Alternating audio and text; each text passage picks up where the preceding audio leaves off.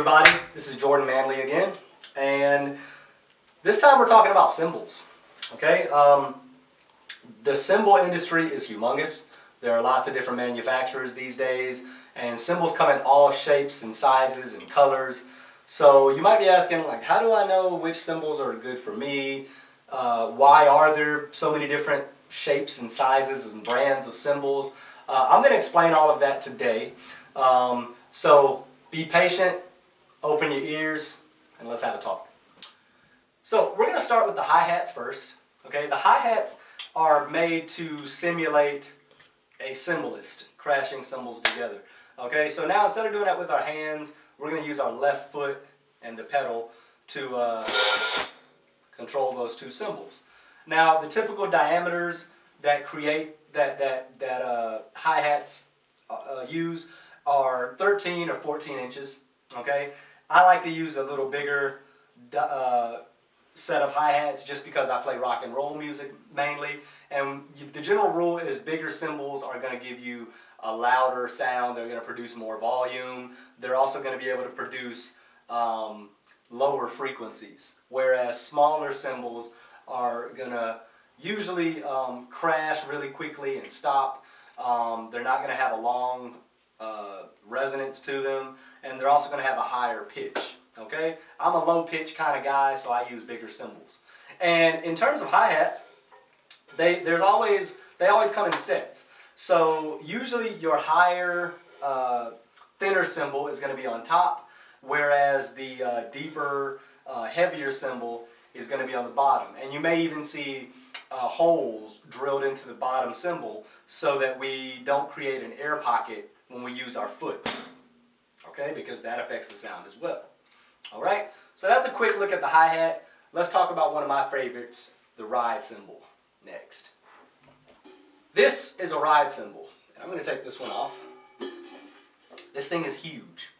Okay, your typical ride cymbal is going to be anywhere from 18, usually 20 inches, but I've seen ride cymbals that get up into 22, 24, or 26 inches as well, which is a little bit ridiculous, but I like that. Now, a few things to understand about the ride cymbal. Since it is so big and so heavy, each part of this cymbal is going to be really pronounced. So, for instance, the middle of this cymbal is what we call the bell, and the bell is actually going to give us a bell sound. It's the thickest part of the cymbal. It's the most focused part of the cymbal as far as the sound quality.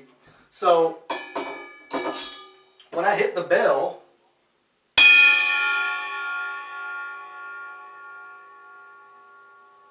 it's going to form a really clean bell sound. Now, as I go down the cymbal, the tonal qualities are going to change. So, the middle of my cymbal might have a more mid-ranged, kind of focused attack.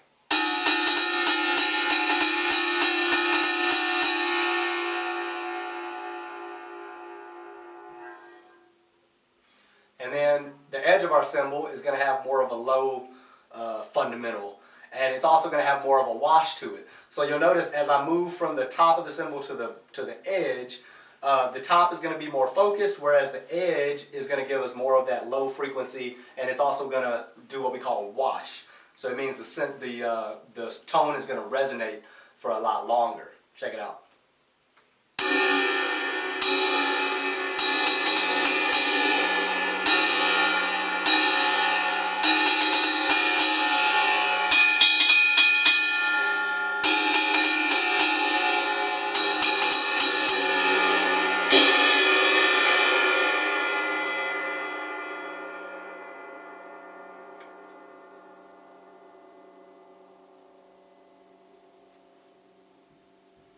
That's good resonance. Now this here is a crash cymbal. Okay? Now as opposed to your ride cymbal, your crash cymbal is going to be a lot thinner and smaller. Now this is actually a larger crash cymbal. This is a Sabian AAX Explosion Crash. It's not super thin and it's 18 inches in diameter. So remember, bigger cymbals are going to give you a lower fundamental sound, lower fundamental tone, and The bigger cymbals are just going to allow you more volume. So that's what I like. I play rock and roll, so I like big cymbals. I like big drums. Now, let's put it on the cymbal stand, and let's see what the difference is. Now remember, our ride cymbal was heavier, so it's going to capture a lot more definition when I play with the beat of my stick. This thinner cymbal, the crash cymbal, isn't going to have as much stick definition, okay, as a heavier cymbal, but that's not the point. The point of these cymbals is to be thin and give you a big explosive sound that dies off relatively quickly. Okay, so here I'll start with the tip of my stick, and then I'm going to show you what it sounds like when I crash.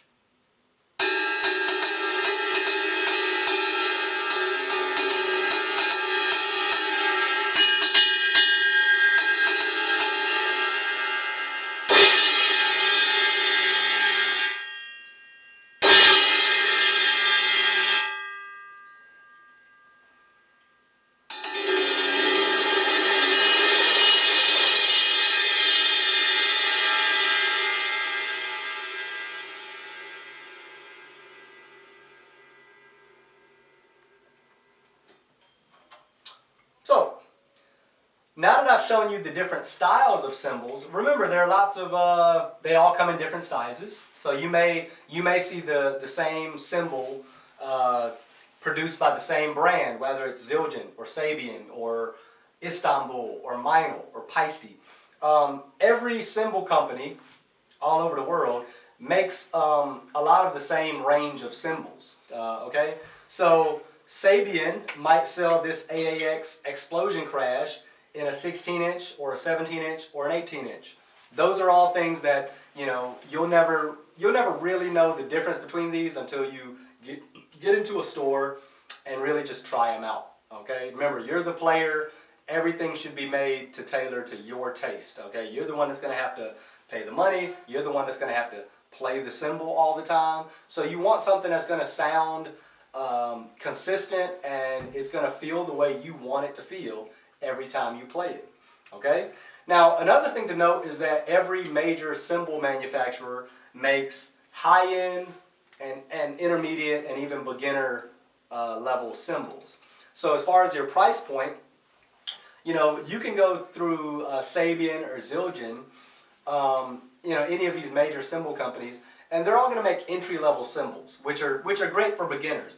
These cymbals are made of a little cheaper, less expensive alloy of metal, so they don't give you the durability, okay, that makes most cymbals last forever. But it's a good place to start. Okay, cymbals can be very expensive, so instead of spending $300 or $400 on a ride cymbal like this, you know, check out your brand's entry-level ride cymbals, and you may be able to get one at a fraction of the cost. Okay. Now, keep in mind, there's a reason why these professional cymbals are $300 and $400 and $500. The reason is what you're paying for is durability and versatility.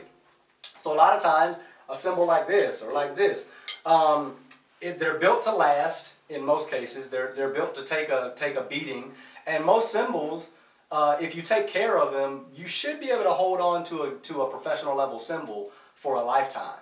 Okay, and even if you're playing harder, you know, aggressive styles of music, you know, a good ride cymbal, you know, a thick crash cymbal should last you 5 or 10 years if you take care of it. Okay, in fact, some people would say that older cymbals actually age better, whereas, you know, the cheaper entry-level cymbals are, you know, probably going to break before they start to sound better. Okay, something like this, it'll actually age like a fine wine. You know, the more you play it, the more wear and tear you put onto it, and the more dust that collects, dirt and dust and sweat that collects on the cymbal, it's going to change the tonal qualities of it over time. So that's pretty cool.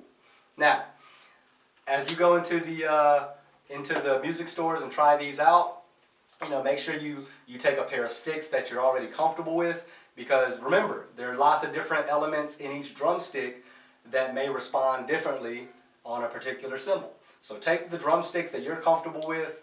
I would even suggest, you know, if you're trying to find a hi-hat cymbal to match your crashes, take those crash cymbals with you so that you can play everything and make sure the tonal qualities are compatible. Okay?